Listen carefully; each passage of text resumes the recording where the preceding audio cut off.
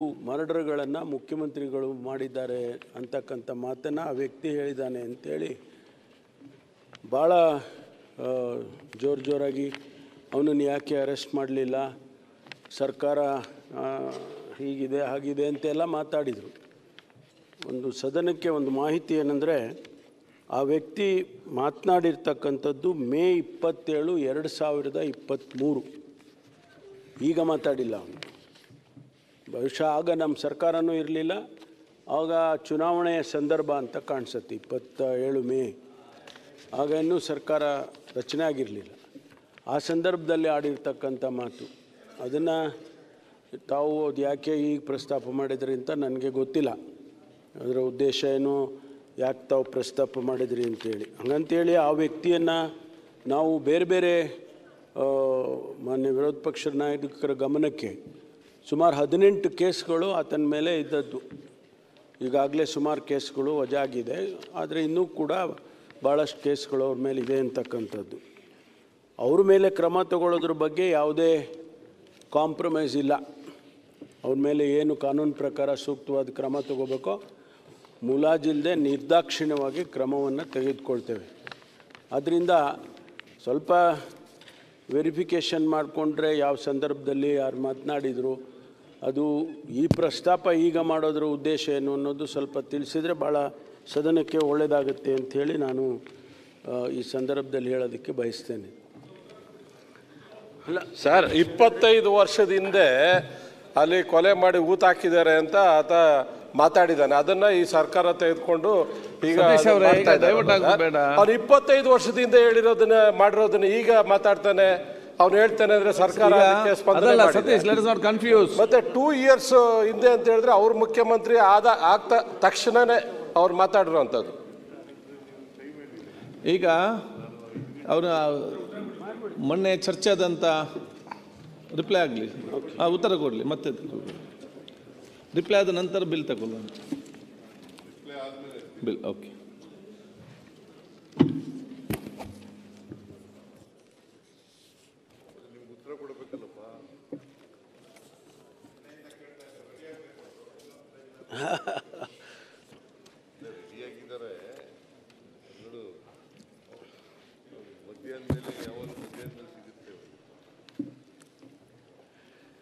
ಮಾನ್ಯ ಅಧ್ಯಕ್ಷರೇ, ಧರ್ಮಸ್ಥಳದ ವಿಚಾರ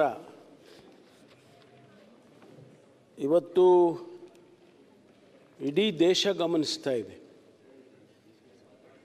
ಬಹುಶಃ ಅಂತಾರಾಷ್ಟ್ರೀಯ ಮಟ್ಟದಲ್ಲೂ ಕೂಡ ಇದು ಸುದ್ದಿಯಾಗಿರ್ತಕ್ಕಂಥದ್ದನ್ನು ನಾವು ನೋಡಿದ್ದೇವೆ. ಧರ್ಮಸ್ಥಳದ ಬಗ್ಗೆ, ಧರ್ಮಸ್ಥಳ ಒಂದು ದೇವಸ್ಥಾನ, ಅದರ ಬಗ್ಗೆ ಲಕ್ಷಾಂತರ ಜನ, ಕೋಟ್ಯಾಂತರ ಜನ ಭಕ್ತಾದಿಗಳು ಇವತ್ತು ಇಡೀ ದೇಶದಲ್ಲೇ ಇದ್ದಾರೆ.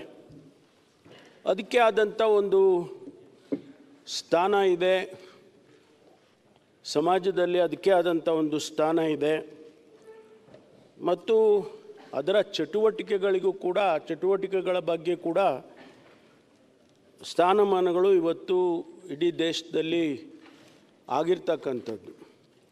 ಅದರ ಇತಿಹಾಸಕ್ಕೆ ನಾನು ಹೋಗೋದಿಲ್ಲ, ಯಾಕೆಂದರೆ ಅದರ ಹಿಸ್ಟ್ರಿ 800 ವರ್ಷದ ಹಿಂದೆ ಅದರ ಇತಿಹಾಸ ಇರ್ತಕ್ಕಂಥದ್ದು. 800 ವರ್ಷದ ಇತಿಹಾಸ ಇದೆ ಅಂತೇಳಿ ಹೇಳ್ತಾರೆ. ಅದೆಲ್ಲದಕ್ಕೂ ನಾನು ಹೋಗೋದಿಲ್ಲ, ಯಾಕೆಂದರೆ ಈಗ ಅದು ನಮಗೆ ಬಂದಿರತಕ್ಕಂಥದ್ದು ಬೇರೆಯೇ ವಿಷಯ ಬಂದಿರುವಂಥ ಕಾರಣಕ್ಕಾಗಿ ನಾನು ಅದರ ಇತಿಹಾಸಕ್ಕೆ ಮತ್ತು ಅವ್ರು ಮಾಡ್ತಾ ಇರ್ತಕ್ಕಂಥ ಕೆಲಸ ಕಾರ್ಯಗಳ ಬಗ್ಗೆ, ಅವರು ಶಿಕ್ಷಣ ಕ್ಷೇತ್ರದಲ್ಲಿ ಏನು ಕೆಲಸ ಮಾಡಿದ್ದಾರೆ, ಆರೋಗ್ಯ ಕ್ಷೇತ್ರದಲ್ಲಿ ಏನು ಕೆಲಸ ಮಾಡಿದ್ದಾರೆ, ಆಮೇಲೆ ಗ್ರಾಮೀಣ ಭಾಗದಲ್ಲಿ ಅವರು ಏನು ಕೆಲಸ ಮಾಡಿದ್ದಾರೆ, ಅದೆಲ್ಲವನ್ನು ನಾನು ಪ್ರಸ್ತಾಪ ಮಾಡಿ ಅದರ ಬಗ್ಗೆ ಹೆಚ್ಚು ಸಮಯವನ್ನು ನಾನು ತಗೊಳ್ಳೋದಕ್ಕೆ ಹೋಗೋದಿಲ್ಲ. ಮಾನ್ಯ ಅಧ್ಯಕ್ಷರೇ, 3/7/25 ಒಬ್ಬ ವ್ಯಕ್ತಿ ಧರ್ಮಸ್ಥಳ ಪೊಲೀಸ್ ಸ್ಟೇಷನ್ಗೆ ಹೋಗಿ ಒಂದು ಕಂಪ್ಲೇಂಟ್ ಕೊಡ್ತಾನೆ. ಆ ಕಂಪ್ಲೇಂಟ್ನಲ್ಲಿ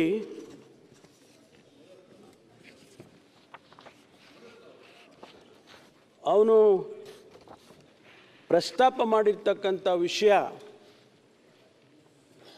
ನನಗೆ ನಿರಂತರ ಪ್ರಾಣ ಬೆದರಿಕೆಯೊಡ್ಡಿ ಧರ್ಮಸ್ಥಳ ಗ್ರಾಮದ ವ್ಯಾಪ್ತಿಯಲ್ಲಿ ಮತ್ತು ಸುತ್ತಮುತ್ತಲಿನ ಪ್ರದೇಶಗಳಲ್ಲಿ ಕೊಲೆಗಳಾದ ಹಾಗೂ ಅತ್ಯಾಚಾರಕ್ಕೊಳಗಾದ ಅನೇಕ ಮೃತದೇಹಗಳು ಮತ್ತು ಸಾಕ್ಷ್ಯಗಳನ್ನು ನನ್ನಿಂದ ಬಲವಂತವಾಗಿ ಹೂತು ಹಾಕಿಸಿರುವ ಬಗ್ಗೆ ದೂರು. ಇದನ್ನು 3/7/25 ಧರ್ಮಸ್ಥಳದ ಪೊಲೀಸ್ ಸ್ಟೇಷನ್ನಲ್ಲಿ ಕೊಡ್ತಾನೆ. ಮುಂದುವರೆದು ಅತ್ಯಂತ ಭಾರವಾದ ಹೃದಯದಿಂದ ಹಾಗೂ ಪರಿಹಾರದ ಪಾಪ ಪ್ರಜ್ಞೆಯಿಂದ ಹೊರಬರುವ ಸಲುವಾಗಿ ಈ ದೂರು ನೀಡುತ್ತಿದ್ದೇನೆ. ನಾನು ಕಂಡ ಕೊಲೆಗಳು ಸ್ವೀಕರಿಸಿದ ಶವಗಳನ್ನು ಹೂತು ಹಾಕದಿದ್ದರೆ ಆ ಶವಗಳ ಜೊತೆಯಲ್ಲೇ ಮಣ್ಣು ಪಾಲಾಗಿಸುವ ನಿರಂತರ ಜೀವ ಬೆದರಿಕೆ ಮತ್ತು ಥಳಿತಗಳ ನೋವಿನ ನೆನಪಿನ ಹೊರೆಯನ್ನು ಇನ್ನೂ ಹೊರಲು ನನ್ನಿಂದ ಸಾಧ್ಯವಿಲ್ಲ. ಈ ಮೂಲಕ ನಾನು ಬಹಿರಂಗಪಡಿಸುತ್ತಿರುವ ಕೊಲೆಯಾದ ಅನೇಕ ಪುರುಷರು ಮತ್ತು ಅತ್ಯಾಚಾರಕ್ಕೊಳಗಾಗಿ ಕೊಲೆಗಳಾದ ಅನೇಕ ಯುವತಿಯರು ಮತ್ತು ಮಹಿಳೆಯರ ಮಾಹಿತಿಯನ್ನು ತೀವ್ರಗತಿಯಲ್ಲಿ ತನಿಖೆಗೊಳಪಡಿಸಿ ನನಗೆ ಮತ್ತು ನನ್ನ ಕುಟುಂಬದ ರಕ್ಷಣೆಯನ್ನು ಒದಗಿಸುವಂತೆ ಕೋರುತ್ತಿದ್ದೇನೆ. ಇನ್ನು ಭಾಳ ಸ್ಟೋರಿ ಬರೆದಿದ್ದಾನೆ, ಅದಕ್ಕೆ ಪೂರ್ತಿ ಹೇಳೋದಕ್ಕೆ ಹೋಗೋದಿಲ್ಲ. ಅದಾದ ಮೇಲೆ ಆ ಪೊಲೀಸ್ ಸ್ಟೇಷನ್ನಲ್ಲಿ 4/7/25 FIR ಮಾಡ್ತಾರೆ. ಆ FIRನಲ್ಲಿ ಇವನು ಕೊಟ್ಟಿರ್ತಕ್ಕಂಥ ಸಾರಾಂಶಗಳನ್ನೆಲ್ಲವನ್ನು ಕೂಡ ಆ FIRನಲ್ಲಿ ತೆಗೆದುಕೊಂಡು ಬಂದಿದ್ದಾರೆ. ಮತ್ತು ಅದನ್ನು ರಿಪೀಟ್ ಮಾಡೋದಕ್ಕೆ ಹೋಗೋದಿಲ್ಲ. ಸಾರಾಂಶ ಇಷ್ಟೇ, ನಾನು ಹೇಳಿದಾಗೆ ಅವನು ನಿರಂತರ ಪ್ರಾಣ ಬೆದರಿಕೆ ಇದೆ, ಕೊಲೆಗಳು ಮಾಡಿರೋದನ್ನು ಹೂತಾಕ್ಸಿದ್ರು ನನ್ನ ಕೈಲಿ ಅಂತಕ್ಕಂಥದ್ದು ಮುಖ್ಯವಾದಂಥ ಸಾರಾಂಶ. ಅದಾದ ಮೇಲೆ ಪೊಲೀಸ್ನವರು ಇವನನ್ನು, ಈ ವ್ಯಕ್ತಿ ಇಂತಹ ಒಂದು ಭಾಳ ಪ್ರಾಮುಖ್ಯವಾದ ವಿಚಾರವನ್ನು ಪ್ರಸ್ತಾಪ ಮಾಡಿದ್ದಾನೆ, ಕಂಪ್ಲೇಂಟ್ ಕೊಟ್ಟಿದ್ದಾನೆ, FIR ಮಾಡಿದ್ದೇವೆ, ಹಾಗೆ ಅಂತೇಳಿ ಇದು ಭಾಳ ಮುಖ್ಯ ಅಂಥೇಳಿ ಅವನನ್ನು ಮ್ಯಾಜಿಸ್ಟ್ರೇಟ್ ಮುಂದೆ ಪ್ರೊಡ್ಯೂಸ್ ಮಾಡ್ತಾರೆ. ಮ್ಯಾಜಿಸ್ಟ್ರೇಟ್ ಮುಂದೆ ಪ್ರೊಡ್ಯೂಸ್ ಮಾಡಿ ಅವನಿಂದ ಹೇಳಿಕೆಯನ್ನು ತಗೊಳ್ತಾರೆ. 164 ಸ್ಟೇಟ್ಮೆಂಟ್ ಅಂತ ಪೊಲೀಸ್ನಲ್ಲಿ CRPC ಕಾಮನ್ನಾಗಿ ಮ್ಯಾಜಿಸ್ಟ್ರೇಟ್ ಮುಂದೆ ಮಾಡುವುದು. ಈಗ ನಮ್ಮ ಹೊಸ ಕಾನೂನು ಪ್ರಕಾರ 186 ಆಗಿದೆ, ಅದು 183 BNSS ಅಂತ. ಆ ಸ್ಟೇಟ್ಮೆಂಟನ್ನು ರೆಕಾರ್ಡ್ ಮಾಡ್ತಾರೆ. ರೆಕಾರ್ಡ್ ಮಾಡಿದ ಮೇಲೆ ಮ್ಯಾಜಿಸ್ಟ್ರೇಟು ಇನ್ವೆಸ್ಟಿಗೇಷನ್ನಿಗೆ ಆದೇಶ ಮಾಡ್ತಾರೆ. ಇಮಿಡಿಯೇಟಾಗಿ ಪೊಲೀಸ್ನವರು ಇನ್ವೆಸ್ಟಿಗೇಷನನ್ನು ಪ್ರಾರಂಭ ಮಾಡ್ತಾರೆ. ಈ ಮಧ್ಯೆ ರಾಜ್ಯದ ಮಹಿಳಾ ಆಯೋಗ, ಕರ್ನಾಟಕ ಮಹಿಳಾ ಆಯೋಗ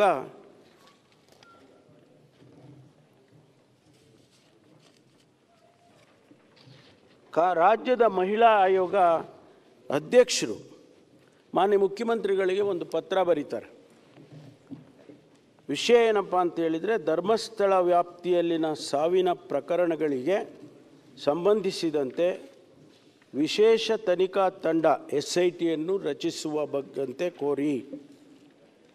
ಅದರ ಉಲ್ಲೇಖನೂ ಹೇಳ್ತಾರವರು, ಸಮೂಹ ಮಾಧ್ಯಮಗಳ ವರದಿ ಅಂದರೆ ಪತ್ರಿಕೆಗಳೆಲ್ಲ ಬಂದಿದೆ, ಆ ಕಾರಣಕ್ಕಾಗಿ ನೀವು ಇದಕ್ಕೆ ಒಂದು SITಯನ್ನು ಮಾಡಿ ಹಾಗೆ ಅಂತೇಳಿ ಅವರು ಪತ್ರ ಬರೀತಾರೆ. ಪತ್ರದ ಸಾರಾಂಶ, ಮೇಲಿನ ವಿಷಯ ಮತ್ತು ಉಲ್ಲೇಖಕ್ಕೆ ಸಂಬಂಧಿಸಿದಂತೆ ಧರ್ಮಸ್ಥಳದ ಭಾಗದಲ್ಲಿ 100 ಶವಗಳನ್ನು ಹೂತಿರುವುದಾಗಿ ವ್ಯಕ್ತಿಯೊಬ್ಬರು ನ್ಯಾಯಾಲಯದಲ್ಲಿ ಹೇಳಿಕೆಯನ್ನು ದಾಖಲಿಸಿದ್ದಾರೆ.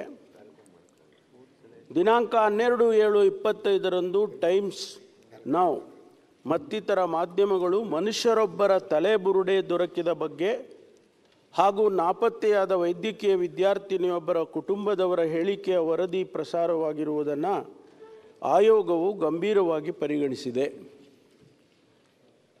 ಆಮೇಲೆ ಈ ವಿಷಯಗಳನ್ನೆಲ್ಲ ಹೇಳಿದ ಮೇಲೆ ಕಡೆಗೆ ಹೇಳ್ತಾರೆ, ಹಾಗಾಗಿ ಧರ್ಮಸ್ಥಳದ ವ್ಯಾಪ್ತಿಯಲ್ಲಿ ಕಳೆದ 20 ವರ್ಷಗಳಿಂದ ನಾಪತ್ತೆಯಾಗಿರುವ ಮಹಿಳೆಯರು ಮತ್ತು ವಿದ್ಯಾರ್ಥಿನಿಯರ ಪ್ರಕರಣಗಳು ಅಸ್ವಾಭಾವಿಕವಾದಂಥ ಸಾವು, ಕೊಲೆ ಪ್ರಕರಣಗಳು ಮತ್ತು ಅತ್ಯಾಚಾರ ಪ್ರಕರಣಗಳಿಗೆ ಸಂಬಂಧಿಸಿದಂತೆ ಸಮಗ್ರ ಮತ್ತು ನಿಷ್ಪಕ್ಷವಾದ ತನಿಖೆಗಾಗಿ ಹಿರಿಯ ಪೊಲೀಸ್ ಅಧಿಕಾರಿಗಳ ನೇತೃತ್ವದಲ್ಲಿ ವಿಶೇಷ ತನಿಖಾ ತಂಡ SIT ರಚಿಸುವಂತೆ ಈ ಮೂಲಕ ತಮ್ಮನ್ನು ಕೋರುತ್ತೇನೆ. ಇದಾದ ಮೇಲೆ ಮಾನ್ಯ ಮುಖ್ಯಮಂತ್ರಿಗಳು ಮತ್ತು ನಾವು ಮಾತನಾಡಿದ ನಂತರ ಇದಕ್ಕೆ SITಗೆ ಆದೇಶ ಮಾಡ್ತೇವೆ. SIT ಆದೇಶ ಮಾಡಿ ಅದಕ್ಕೆ ಟರ್ಮ್ಸ್ ಆಫ್ ರೆಫರೆನ್ಸನ್ನು ಕೊಡ್ತೇವೆ. ಏನೇನು ಅವರು ತನಿಖೆ ಮಾಡಬೇಕು ಅಂಥೇಳಿ 19/7/25 19/7/25 SIT ಕಾನ್ಸ್ಟಿಟ್ಯೂಟ್ ಆಗುತ್ತೆ ಮಾನ್ಯ ಅಧ್ಯಕ್ಷರೇ.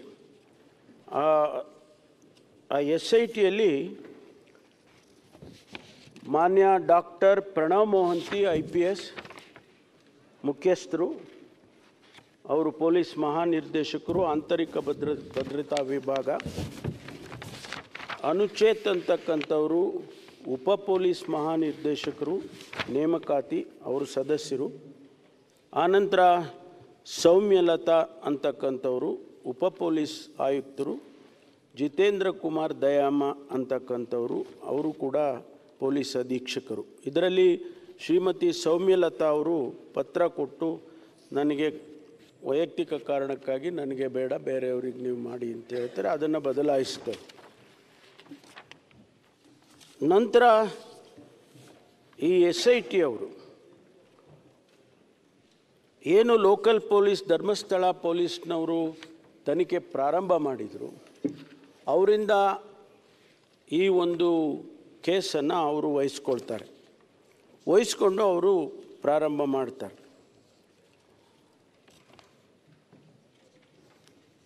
SIT ಅವರು ಮತ್ತೆ ಅವನನ್ನು ಕರೆದು 161 ಸ್ಟೇಟ್ಮೆಂಟನ್ನು ತಗೊಳ್ತಾರೆ. ಅಂದರೆ ಅವನಿಂದ ಮತ್ತೊಂದು ಸ್ಟೇಟ್ಮೆಂಟನ್ನು ಪೊಲೀಸ್ನವರು ತಗೊಳ್ತಾರೆ.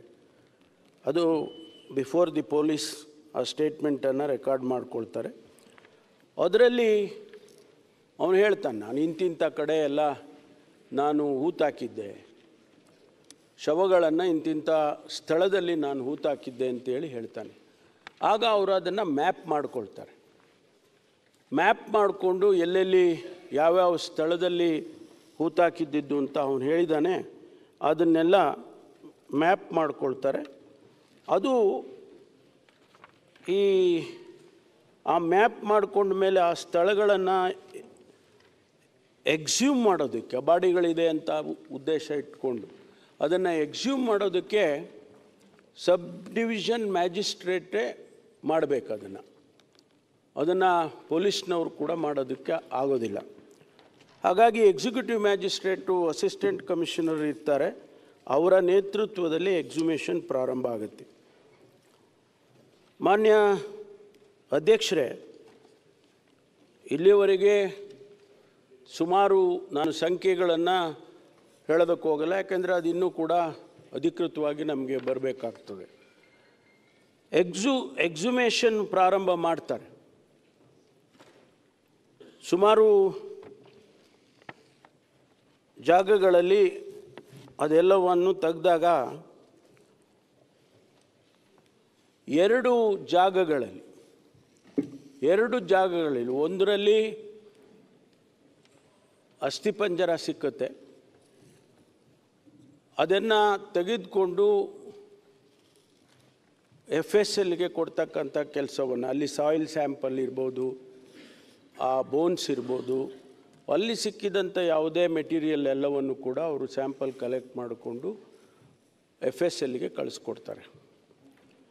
ಇನ್ನೊಂದು ಜಾಗದಲ್ಲಿ ಅಲ್ಲಿ ಕೂಡ ಒಂದಷ್ಟು ಬೋನ್ಗಳು ಸಿಕ್ಕುತ್ತೆ, ಅದನ್ನು ಕೂಡ ಕಲೆಕ್ಟ್ ಮಾಡಿಕೊಂಡು ಅದನ್ನು FSLಗೆ ಕೊಡ್ತಾರೆ. ಆಮೇಲೆ ಇನ್ನು ಮಿಕ್ಕ ಜಾಗಗಳಲ್ಲಿ ಅಲ್ಲಿ ಲ್ಯಾಟ್ರೈಟ್ ಸಾಯಿಲ್ ಅಂತ ಕೆಂಪು ಕಲ್ಲು ಅಂತ ತಾವು ಹೇಳ್ತಿರಲ್ಲ, ಕೆಂಪು ಮಣ್ಣು, ಅದು ಭಾಳ ಆ್ಯಸಿಡಿಕ್ ಸಾಯಿಲ್. ಏನೇ ಇದ್ದರೂ ಬೋನ್ ಇರ್ಬೋದು ಅಥವಾ ಬೇರೆ ಏನೇ ಮೆಟೀರಿಯಲ್ ಇದ್ದರೆ ಇಂದಿಷ್ಟು ದಿವಸದಲ್ಲೇ ಅದೆಲ್ಲ ಕರಗಿ ಹೋಗುತ್ತೆ ಅಂತಕ್ಕಂಥದ್ದು ಇದೆ. ಅದಕ್ಕಾಗಿ ಅವ್ರೇನು ಮಾಡ್ತಾರೆ, ಎಲ್ಲ ಸ್ಪಾಟ್ನಲ್ಲಿ ಎಲ್ಲೆಲ್ಲಿ ಅವನು ತೋರಿಸಿದ್ದ, ಎಲ್ಲೆಲ್ಲಿ ಇವರು ಎಕ್ಸುಮೇಷನ್ ಮಾಡಿದರು, ಆ ಎಲ್ಲ ಜಾಗಗಳಲ್ಲೂ ಕೂಡ ಸ್ಯಾಂಪಲ್ಸನ್ನು ಕಲೆಕ್ಟ್ ಮಾಡ್ಕೊಳ್ತಾರೆ. ಸಾಯಿಲ್ ಸ್ಯಾಂಪಲ್ಸ್ ಕಲೆಕ್ಟ್ ಮಾಡಿ ಅದನ್ನು ಕೂಡ ಲ್ಯಾಬ್ರೇಟ್ರಿಗೆ ಕಳಿಸಿದ್ದಾರೆ. ಇವತ್ತು ಅದರ ಅನಾಲಿಸಿಸ್ ಆಗಬೇಕು. ಒಂದು ಮೊದಲು ಅಸ್ಥಿಪಂಜರ ಸಿಕ್ತು ಅಂತ ಹೇಳಿದ್ನಲ್ಲ, ಆ ಜಾಗದಲ್ಲಿ ಆ ಅಸ್ಥಿಪಂಜರದ ಅನಾಲಿಸಿಸ್ ಆಗಬೇಕು. ಮತ್ತು ಎರಡನೇ ಜಾಗದಲ್ಲಿ ಕೂಡ ಅನಾಲಿಸಿಸ್ ಆಗಬೇಕು. ಪ್ರತಿಯೊಂದು ಸ್ಪಾಟ್ನಲ್ಲೂ ಏನು ಸ್ಯಾಂಪಲ್ ತೊಗೊಂಡಿದ್ದಾರೆ ಅದೆಲ್ಲ ಅನಾಲಿಸಿಸ್ ಆಗಬೇಕು. ಆಗ ಇನ್ವೆಸ್ಟಿಗೇಷನ್ ಪ್ರಾರಂಭ ಆಯಿತು ಅಂತೇಳಿ ನಾವು ಹೇಳ್ಬೋದು. ಇಲ್ಲಿವರೆಗೆ ಆಗಿರೋದೇನಪ್ಪ ಅಂದರೆ ಎಕ್ಸುಮೇಷನ್ ಅಷ್ಟೇ, not exactly the investigation. Investigation ಯಾವಾಗ ಪ್ರಾರಂಭ ಆಗ್ತದೆ ಅಂದರೆ ಸ್ಯಾಂಪಲ್ ಅನಾಲಿಸಿಸ್ ಆಗಿ, DNA ಅನಾಲಿಸಿಸ್ ಆಗಿ, ಸಾಯಿಲು ಅನಾಲಿಸಿಸ್ ಆಗಿ, ಅಲ್ಲಿ ಬರುವಂಥ ರಿಸಲ್ಟಿನ ಆಧಾರದ ಮೇಲೆ ಇನ್ವೆಸ್ಟಿಗೇಷನನ್ನು ಪ್ರಾರಂಭ ಮಾಡ್ತಾರೆ. ಈ ಮಧ್ಯೆ ಅವನು ಮೊದಲೇ ಒಂದು ಸ್ಕಲ್ಲನ್ನು ತೆಗೆದುಕೊಂಡು ಬಂದು ಕೊಟ್ಟಿರ್ತಾನೆ. ಅದನ್ನು ಕೂಡ ಈಗಾಗಲೇ FSLಗೆ ಕಳಿಸಿದ್ದಾರೆ. ಅದರಲ್ಲಿ ಕೆಲವು ರಿಸಲ್ಟ್ಸ್ಗಳನ್ನು ಇನ್ನೂ ಕೂಡ ಅವರು ಕೊಡಬೇಕಾಗಿತ್ತು, ಇನ್ನೂವರೆಗೂ ಕೊಟ್ಟಿಲ್ಲ. FSLಗೆ ಅವ್ರದ್ದೇ ಆದಂಥ ಸಮಯಗಳು, ಅನಾಲಿಸಿಸ್ಗಳು ಇರ್ತದೆ, ಅದರಿಂದ ಅವರು ಕೊಡಬೇಕಾಗ್ತದೆ. ಅದು ಕೊಟ್ಟ ನಂತರ ಫರ್ದರ್ ಇನ್ವೆಸ್ಟಿಗೇಷನ್ ಪ್ರಾರಂಭ ಆಗುತ್ತೆ. ಈ ಮಧ್ಯೆ ಅವನು ದಿನನಿತ್ಯ ಬರೋದು, ದಿನನಿತ್ಯ ಸಂಜೆ ಅವನು ವಾಪಸ್ ಹೋಗೋದು, ಯಾರ್ದೋ ಕಸ್ಟಡಿಗೆ ಹೋಗ್ತಾನೆ, ಅವರೇನೋ ಹೇಳ್ಕೊಡ್ತಾರೆ, ಅದನ್ನು ಬಂದು ಹೇಳ್ತಾನೆ, ಪೊಲೀಸ್ನವ್ರು ಯಾಕೆ ಅವನನ್ನು ಅರೆಸ್ಟ್ ಮಾಡಲಿಲ್ಲ, ಈ ರೀತಿ ಪ್ರಶ್ನೆಗಳು ಮಾನ್ಯ ಸುನೀಲ್ ಕುಮಾರ್ರವರು ಮತ್ತು ವಿರೋಧ ಪಕ್ಷದ ನಾಯಕರು ಕೇಳಿದರು. ಮಾನ್ಯ ಅಧ್ಯಕ್ಷರೇ, ಈ ವಿಟ್ನೆಸ್ಗಳಿಗೆ ಒಂದು ವಿಟ್ನೆಸ್ ಪ್ರೊಟೆಕ್ಷನ್ ಆ್ಯಕ್ಟ್ ಅಂತ ಮಾಡಿದ್ದಾರೆ, ಕೇಂದ್ರ ಸರ್ಕಾರ ಮಾಡಿದೆ. ಅದನ್ನು ರಾಜ್ಯ ಸರ್ಕಾರಗಳು ಕೂಡ ಅಡಾಪ್ಟ್ ಮಾಡಿಕೊಳ್ಳುತ್ತೆ, ಅದಕ್ಕೆ ಅವ್ರದ್ದೇ ಆದಂಥ ನಿಯಮಗಳನ್ನು ಮಾಡ್ತಾರೆ. ಈ ಸಂದರ್ಭದಲ್ಲಿ ಅವರು ಮ್ಯಾಜಿಸ್ಟ್ರೇಟನ್ನು ಅಪ್ರೋಚ್ ಮಾಡ್ತಾರೆ, ಡಿಸ್ಟ್ರಿಕ್ಟ್ ಮ್ಯಾಜಿಸ್ಟ್ರೇಟನ್ನು. ಅವರು ಆದೇಶ ಮಾಡಿದ್ದಾರೆ. ಏನಂತ ಆದೇಶ ಮಾಡಿದ್ದಾರೆ ಅಂತ ಹೇಳಿದರೆ,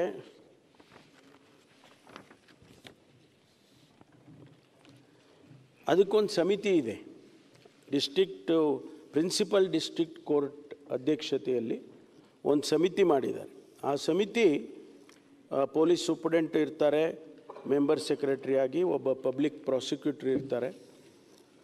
ಅವರು ಆದೇಶ ಮಾಡ್ತಾರೆ, the committee of detailed deliberations it is decided that to give protection to the first informant and his family members pertaining to crime number 39/2025 of Dharmasthala Police Station, Dakshina Kannada, Mangaluru, which are as follows: ensuring that witness and accused do not come face to face during investigation.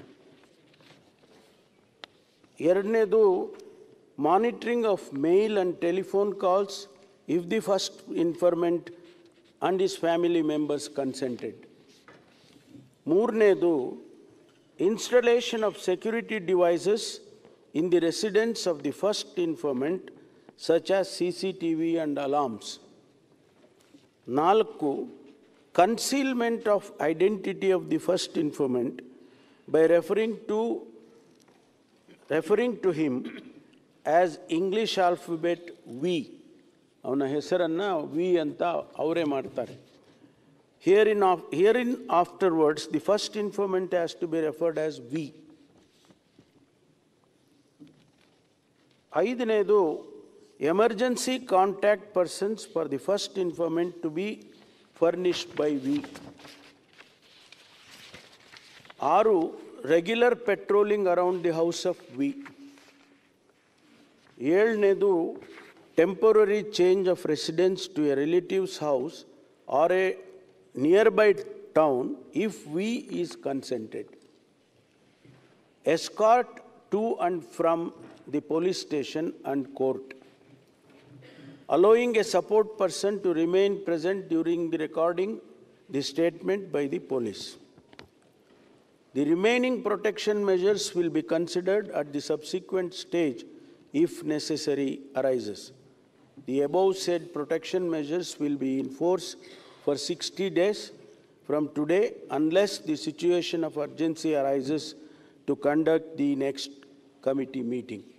ಇದನ್ನು principal district judge ಅವರು ಕೋರ್ಟ್ರಿಂದ ಆದೇಶವನ್ನು ಮಾಡ್ತಾರೆ. ಅದಕ್ಕಾಗಿ ಅವರನ್ನು arrest ಮಾಡೋದಕ್ಕಾಗಲಿ ಅಥವಾ ನಮ್ಮ ಪೊಲೀಸ್ನವರ ಪ್ರೊಟೆಕ್ಷನ್ನಲ್ಲಿ ಇಟ್ಕೊಳ್ಳೋದಕ್ಕಾಗಲಿ ಸಾಧ್ಯ ಆಗೋದಿಲ್ಲ ಅಂಥೇಳಿ ಮಾನ್ಯ ಸದಸ್ಯರುಗಳಿಗೆ ನಾನು ತಿಳಿಸೋದಕ್ಕೆ ಬಯಸ್ತೇನೆ. ಮಾನ್ಯ ಅಧ್ಯಕ್ಷರೇ, ಈಗ ತನಿಖೆ ಬಹಳ ಗಂಭೀರವಾಗಿ ನಡೀತಾ ಇದೆ. ಈಗೇನವರು ವಿಟ್ನೆಸ್ ಪ್ರೊಟೆಕ್ಷನ್ ಆ್ಯಕ್ಟ್ನಲ್ಲಿ ಹೇಳಿದರು ಅದೆಲ್ಲವನ್ನೂ ಕೂಡ SITನವರು ಅವರಿಗೆ ಮಾಡಿದ್ದಾರೆ. ಜೊತೆಗೆ ಏನೆಲ್ಲ ಇನ್ವೆಸ್ಟಿಗೇಷನ್ನಲ್ಲಿ ಸಾಧ್ಯತೆ ಇದೆ, ಟ್ರಾನ್ಸ್ಪರೆಂಟಾಗಿ ಇನ್ವೆಸ್ಟಿಗೇಷನ್ ಮಾಡೋದಕ್ಕೆ ಸಾಧ್ಯತೆ ಇದೆ, ಯಾರದೇ ಒತ್ತಡಕ್ಕೆ ಮಣಿದೇ ಇರತಕ್ಕಂಥ ರೀತಿಯಲ್ಲಿ ಯಾರನ್ನೂ ಕೂಡ ಈ ಇನ್ವೆಸ್ಟಿಗೇಷನ್ನ ಡೈಲ್ಯೂಟ್ ಮಾಡೋದಕ್ಕೆ ಆಗಲಿ ಅವಕಾಶ ಕೊಡೋದಕ್ಕಾಗಲಿ ಇದು ಯಾವುದನ್ನೂ ಮಾಡದೆ ಬಹಳ ಫೇರ್ ಆಗಿ ಇವತ್ತು ಇನ್ವೆಸ್ಟಿಗೇಷನ್ನು ನಡೀತಾ ಇದೆ. ಅವನು ಎಲ್ಲೆಲ್ಲಿ ತೋರಿಸ್ತಾನೆ ಅಲ್ಲೆಲ್ಲ ಹಾಕ್ಕೊಂಡು ಹೋಗ್ತಾ ಇದ್ದೀರಿ, ಇನ್ನೂ ಎಷ್ಟು ಕಡೆ ನೀವು ಹಗೀತೀರಿ, ಇದೆಲ್ಲ ಪ್ರಶ್ನೆಗಳು ಇವತ್ತು ಬಂದಿದ್ದಾವೆ. ಅವನು ಇಡೀ ಧರ್ಮಸ್ಥಳದ ಪೂರ್ತಿ ಎಲ್ಲ ತೋರಿಸಿದರೆ ಅಗಿಯೋದಿಲ್ಲ. ಆದರೆ ಈಗೇನು ಅವನು ಹೇಳಿದ್ದಾನೆ ಆ ಸ್ಥಳಗಳನ್ನು ಮುಂದಕ್ಕೆ ಈಗ ಒಂದಿಷ್ಟು ಸಂಖ್ಯೆ ಎಲ್ಲ ಆಗಿದೆ, ಮುಂದಕ್ಕೆ ಹೋಗಬೇಕಾ ಬೇಡವಾ ಅನ್ನುವ ತೀರ್ಮಾನ ನಾವು ಮಾಡೋದಿಲ್ಲ, ಸರ್ಕಾರ ಮಾಡೋದಿಲ್ಲ. We have given the freedom for the SIT and SIT only will decide whether to go forward or not. ಈಗ ಇದನ್ನು ಖಾತ್ರಿ ಮಾಡ್ಕೊಳ್ಳೋದು ಹೇಗೆ? ಈಗ ಇದು ಅನಾಲಿಸಿಸ್ ಆಗಬೇಕು ಮಾನ್ಯ ಅಧ್ಯಕ್ಷರೇ. ಆ ಸ್ಥಳಗಳಲ್ಲಿ ಅವರು ಅನಾಲಿಸಿಸ್ ಮಾಡಿ, ಕೆಮಿಕಲ್ ಅನಾಲಿಸಿಸ್ ಮಾಡಿ, DNA ಮಾಡಿ, ಹೌದು ಅಲ್ಲೇನೂ ಇರಲಿಲ್ಲ, ಏನೂ ಇಲ್ಲ, ಆ ಸ್ಯಾಂಪಲ್ನಲ್ಲಿ ಯಾವುದೇ ರೀತಿಯ ಹ್ಯೂಮನ್ ಇದು DNA ಹ್ಯೂಮನ್ ಇದು ಬರಲಿಲ್ಲ ಅಂತಾದರೆ ಅದು ಬೇರೆ ಕನ್ಕ್ಲೂಷನ್ನಿಗೆ ಬರುತ್ತೆ. ಅಥವಾ ಒಂದು ವೇಳೆ ಅಲ್ಲಿ ಆ ಮೂಳೆ ಕರಗೋಗಿದೆ ಅಥವಾ ಇನ್ನೇನೋ ಆಗಿದೆ, ಆದರೆ DNA ಬಂದಿದೆ ಅಂತಾದರೆ ಅದು ಬೇರೆ ವಿಚಾರ ಆಗ್ತದೆ. ಅದು ಬರೋವರೆಗೂ, ಆ ರಿಸಲ್ಟ್ಸ್ ಬರೋವರೆಗೂ ಇದನ್ನು ಮುಂದಕ್ಕೆ ಹೋಗೋದನ್ನು ಸ್ಥಗಿತ ಮಾಡಬೇಕು ಅಂತೇಳಿ SITನವರು ತೀರ್ಮಾನ ಮಾಡಿಕೊಂಡಿದ್ದಾರೆ ಅಂತ.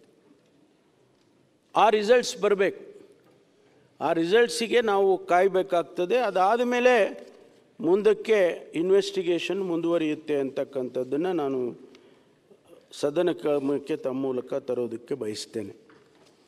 ಇವತ್ತು ಭಾಳಷ್ಟು ವಿಚಾರಗಳು ಸ್ಪೆಕ್ಯುಲೇಷನ್ ಮೇಲೆ ನಡೀತಾ ಇದ್ದಾವೆ. ಹೀಗಂತೆ ಹಾಗಂತೆ. ನಾನು ಮಾಧ್ಯಮ ಸ್ನೇಹಿತರಿಗೆ ವಿನಂತಿ ಮಾಡಿಕೊಳ್ತೇನೆ, ಇದು ಭಾಳ ಸೆನ್ಸಿಟಿವ್ ಆಗಿರ್ತಕ್ಕಂಥ ವಿಚಾರ. ಇದು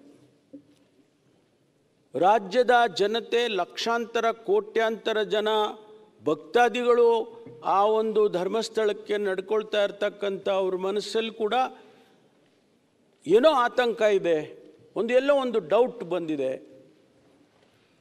ಅದನ್ನು ಬಹಳ ಎಚ್ಚರಿಕೆಯಿಂದ ನಾವು ಸರ್ಕಾರ ತೀರ್ಮಾನ ಮಾಡಬೇಕಾಗ್ತದೆ.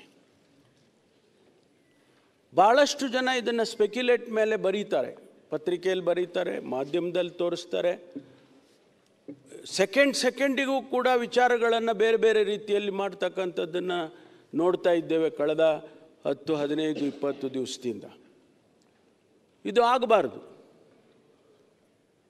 ಮಾನ್ಯ ವಿರೋಧ ಪಕ್ಷದ ನಾಯಕರು ಮತ್ತು ಸದಸ್ಯರುಗಳು ಕೂಡ ನನಗೆ ಗೊತ್ತಿಲ್ಲ, ಇಷ್ಟು ಪ್ರಾರಂಭ ಆದಾಗಿಂದ ಅವರ ರಿಯಾಕ್ಷನ್ಸ್ಗಳೇನು ಬಂದಿರಲಿಲ್ಲ. ಇಲ್ಲ, ಇನ್ವೆಸ್ಟಿಗೇಷನನ್ನು ಕೆಲವರು ಸ್ವಾಗತ ಮಾಡಿದರು. ಹೌದು, SIT ಮಾಡಿರೋದು ಸರಿ ಇದೆ. ಕೆಲವರು ಸ್ವಾಭಾವಿಕವಾಗಿ ಇಲ್ಲ, SIT ಮಾಡಬಾರ್ದಾಗಿತ್ತು ಅಂತಕ್ಕನ್ನವರು ಕೂಡ ಇದ್ದಾರೆ. ಆದರೆ ಏಕಾಏಕಿಯಾಗಿ ಒಂದು 15 ದಿವಸದ ನಂತರ ತಾವು ಇಷ್ಟೊಂದು ಗಂಭೀರವಾಗಿ ಈ ವಿಚಾರವನ್ನು ತೆಗೆದುಕೊಂಡು ಸದನದಲ್ಲಿ ಬೇರೆ ಬೇರೆ ವ್ಯಾಖ್ಯಾನಗಳನ್ನು ಮಾಡಿಕೊಂಡು ತಮ್ಮ ಉದ್ದೇಶ ಏನಂತ ಗೊತ್ತಾಗಲಿಲ್ಲ ನನಗೆ. ಈ ಇನ್ವೆಸ್ಟಿಗೇಷನ್ನು ಸರಿಯಾಗಿ ಆಗಬೇಕಾ, ಸತ್ಯ ಹೊರಗಡೆ ಬರಬೇಕಾ, ಹಾಗೇ ಇದೆ ಅಂಥೇಳಿ ಯಾರೂ ಹೇಳೋಕ್ಕಾಗೋದಿಲ್ಲ, ಆಗಿಲ್ಲ ಅಂತಲೂ ಯಾರೂ ಹೇಳೋಕ್ಕಾಗೋದಿಲ್ಲ. ಈ ಇನ್ವೆಸ್ಟಿಗೇಷನ್ ಆಚೆ ಬಂದರೆ ಒಂದು ವೇಳೆ ಇಲ್ಲ ಏನೂ ಆಗಿಲ್ಲ ಅಂತ ಅಂದ್ಕೊಳ್ಳೋಣ, ಧರ್ಮಸ್ಥಳದ ಗೌರವ ಮತ್ತು ಹೆಚ್ಚುತ್ತಲ್ವ? ಲಕ್ಷಾಂತರ ಕೋಟ್ಯಾಂತರ ಭಕ್ತಾದಿಗಳಿಗೆ ಇರುವಂಥ ನಂಬಿಕೆ ಇನ್ನೂ ಹೆಚ್ಚಾಗ್ತದಲ್ವ? ಆದರೆ ಒಂದು ವೇಳೆ ಆಗಿದೆ ಅಂತಾದರೆ, ಸತ್ಯ ಹೊರಗಡೆ ಬಂತು, ಹೌದಪ್ಪ ಈ ರೀತಿ ಆಗಬಾರ್ದಾಗಿತ್ತು, ಇದು ಆಗಿದೆ, ಯಾರು ಸಂತ್ರಸ್ತರಿದ್ದಾರೆ, ಯಾರಿಗೆ ಆ ಕುಟುಂಬದವರಿಗೆ ನ್ಯಾಯ ಸಿಗ್ತದೆ ಅನ್ನೋದಾದರೂ ಆಗುತ್ತಲ್ವ? ಆದರೆ ಇದಕ್ಕೆ ನಾವು ರಾಜಕೀಯವನ್ನು ಬೆರೆಸೋದಾಗಲಿ, ಧರ್ಮದ ಹೆಸರಿನಲ್ಲಿ ಆದರೂ ಕೂಡ ಇದನ್ನು ನಾವು ಹೆಚ್ಚು ಮಾಡ್ತಕ್ಕಂಥದ್ದಾಗಲಿ, ಇದು ಆಗಬಾರ್ದು ಅಂಥೇಳಿ ನಾನು ನನ್ನ ಅಭಿಪ್ರಾಯವನ್ನು ಹೇಳೋದಕ್ಕೆ ಬಯಸ್ತೇನೆ. ನಾವು ನ್ಯಾಯಕ್ಕೆ ಬಿಡೋಣ, leave it to the law of the land. ಬರಲಿ, ಆಚೆಗೆ ಸತ್ಯ ಬರಲಿ. ಆ ಸತ್ಯ ಆಚೆ ಬಂದಾಗ ನೀವಾಗಲಿ ನಾವಾಗಲಿ ಅದನ್ನು ಒಪ್ಕೋಬೇಕಾಗ್ತದಲ್ಲ, ಧರ್ಮಸ್ಥಳದವರು ಕೂಡ ಒಪ್ಕೋಬೇಕಾಗ್ತದಲ್ಲ, ಜನಸಮುದಾಯ ಒಪ್ಕೋಬೇಕಾಗ್ತದಲ್ಲ. ಅದಕ್ಕಾಗಿ ನಾವು ಇವತ್ತು ಬೇರೆ ಬೇರೆ ಅರ್ಥೈಸೋದು ಇದು ಸರಿ ಕಾಣಿಸೋದಿಲ್ಲ ಅಂಥೇಳಿ ನಾನು ನನ್ನ ಅಭಿಪ್ರಾಯವನ್ನು ಹೇಳೋದಕ್ಕೆ ಬಯಸ್ತೇನೆ. ಮಾನ್ಯ ಅಧ್ಯಕ್ಷರೇ, ನಾನು ಇನ್ನೂ ಹೆಚ್ಚು ಇದನ್ನು ವಿಳಂಬಿಸೋದಕ್ಕೆ ಹೋಗೋದಿಲ್ಲ. ಯಾಕೆಂದರೆ ತನಿಖೆ ನಡೀತಾ ಇರ್ತಕ್ಕಂಥ ಸಂದರ್ಭದಲ್ಲಿ ನಾವು ಏನು ಹೇಳೋಕ್ಕೂ ಆಗೋದಿಲ್ಲ. ತನಿಖೆಯಿಂದ ಅವರು ಇಂಟರಿಮ್ ವರದಿ ಕೇಳಿದರು, ಆ ಇಂಟರಿಮ್ ವರದಿನೂ ಕೂಡ ನಮಗೇನು ಬಂದಿಲ್ಲ. ಒಂದು ವೇಳೆ ಇಂಟರಿಮ್ ವರದಿ ಬಂದಿದ್ದರೆ ಆ ಮಾಹಿತಿಗಳನ್ನು ಕೂಡ ನಾನು ಕೊಡೋನಿದೆ. ಆದರೆ ಸಂಪೂರ್ಣವಾಗಿ ಆದಷ್ಟು ಶೀಘ್ರವಾಗಿ ತನಿಖೆಯನ್ನು ಮಾಡಬೇಕಂತ ಅಷ್ಟೇ ನಾವು ಅವರಿಗೆ ಹೇಳ್ಬೋದು. ಅಷ್ಟೇ ಬಿಟ್ಟರೆ ನಾವು ಹೀಗೆ ಮಾಡಿ 1 ತಿಂಗಳಲ್ಲಿ ಮುಗಿಸಿ, 2 ತಿಂಗಳಲ್ಲಿ ಮುಗಿಸಿ, 15 ದಿವಸದಲ್ಲಿ ಮುಗಿಸಿ ಅಂತ ಹೇಳೋದಕ್ಕಾಗೋದಿಲ್ಲ. ಆದ್ದರಿಂದ ಏನು ಇವತ್ತು ನಡೀತಾ ಇದೆ, ಈ ತನಿಖೆ ನಡೀತಾ ಇದೆ, ಮಾನ್ಯ ಗೌರವಾನ್ವಿತ ವಿರೋಧ ಪಕ್ಷದ ನಾಯಕರಲ್ಲಿ ಮತ್ತು ಗೌರವಾನ್ವಿತ ಸದಸ್ಯರಲ್ಲಿ ನಾನು ಮನವಿ ಮಾಡೋದು, ನೀವು ಸಹಕರಿಸಬೇಕು. ಯಾರನ್ನು ರಕ್ಷಣೆ ಮಾಡೋದಾಗಲಿ, ಯಾರನ್ನು ದೂಷಣೆ ಮಾಡೋದಾಗಲಿ ಸರ್ಕಾರ ಮಾಡೋದಿಲ್ಲ. ನಮ್ಗೆ ಅದರ ಅಗತ್ಯನೂ ಇಲ್ಲ. ನಮಗೆ ಏನು ಇವತ್ತು ಅಷ್ಟು ದೊಡ್ಡ ಸಂಸ್ಥೆ ಇಡೀ ದೇಶದಲ್ಲಿ ಮಾನ್ಯ ವೀರೇಂದ್ರ ಹೆಗಡೆ ಅವರಿಗೆ ಪದ್ಮಭೂಷಣವನ್ನು ಕೂಡ ಕೊಟ್ಟಿದೆ ಸರ್ಕಾರ, ಕೇಂದ್ರ ಸರ್ಕಾರ. ಅಂಥವ್ರ ಮೇಲೆ ಇದೊಂದು ಹೀಗೆ ಗೂಬೆ ಕುಂಟಿಸೋದು ಅಂತಲ್ಲ, ಇದು ಬೇರೆ ರೀತಿಯಲ್ಲೇ ಆಗಿದೆ. ಇದು ಅದು ಸತ್ಯ ಆಚೆ ಬರಬೇಕಲ್ಲ. ಅದಕ್ಕಾಗಿ ನೀವು ಕೂಡ ಸಹಕರಿಸಬೇಕು ಅಂತೇಳಿ ಮಾನ್ಯ ವಿರೋಧ ಪಕ್ಷದವರಿಗೆ ನಾನು ವಿನಂತಿಯನ್ನು ಮಾಡಿಕೊಳ್ತೇನೆ. ನಾವು ಏನನ್ನೂ ಮುಚ್ಚಿಡೋದಿಲ್ಲ, ಯಾವುದನ್ನು ಕೂಡ ಈ ತನಿಖೆಯಲ್ಲಿ ಮುಚ್ಚಿಡುವಂಥ ಅಗತ್ಯತೆಯೂ ಕೂಡ ಸರ್ಕಾರಕ್ಕಿಲ್ಲ. ನಾವು ಫೇರ್ ಆಗಿ ಪಕ್ಷಾತೀತವಾಗಿ ಯಾವುದೇ ರೀತಿಯ ತನಿಖೆ ಆಗಬೇಕು ಅಂತಕ್ಕಂಥ ಉದ್ದೇಶವನ್ನು ಇಟ್ಕೊಂಡಿದ್ದೀವಿ. ಬೇರೆ ಬೇರೆ ಬೇರೆ ನಮಗೇನು ಉದ್ದೇಶಗಳು ಬೇರೆ ಇಲ್ಲ ನಮಗೆ, ಮಾನ್ಯ ಅಧ್ಯಕ್ಷರೇ. ಹಾಗಾಗಿ ಇವತ್ತು ಇಷ್ಟು ವಿಚಾರಗಳನ್ನು ಪ್ರಸ್ತುತವಾಗಿ ಇವತ್ತು ಇರ್ತಕ್ಕಂಥ ವಿಚಾರವನ್ನು ನಾನು ಸದನದ ಮುಂದೆ ಇಟ್ಟಿದ್ದೇನೆ. ಇದಕ್ಕೆ ಹೊರತುಪಡಿಸಿ ಬೇರೆ ಬೇರೆ ವಿಚಾರಗಳನ್ನು ನಾನು ಮಾತನಾಡೋದಕ್ಕೆ ಹೋಗೋದಿಲ್ಲ. ಯಾಕೆಂದರೆ ಅವೆಲ್ಲ ಆಫ್ಶೂಟ್, ಇದರಿಂದ ಬೇರೆ ಬೇರೆ ರೀತಿಯಲ್ಲಿ ಇರ್ತಕ್ಕಂಥದ್ದು. ಅದನ್ನು ಬೇರೆ ಬೇರೆ ಹಂತದಲ್ಲೇ ಅದನ್ನು ನಾವು ಹ್ಯಾಂಡಲ್ ಮಾಡ್ತೇವೆ. ಹಾಗಾಗಿ ಈ ಇಷ್ಟು ವಿಚಾರಗಳನ್ನು ನಾನು ಸದನದ ಮುಂದೆ ಮಂಡಿಸ್ತಾ ಇದ್ದೇನೆ. ಮಾನ್ಯ ವಿರೋಧ ಪಕ್ಷದ ನಾಯಕರು ಕೆಲವು ಪ್ರಶ್ನೆಗಳನ್ನು ಹೇಳಿದ್ದಕ್ಕೆಲ್ಲ ನಾನು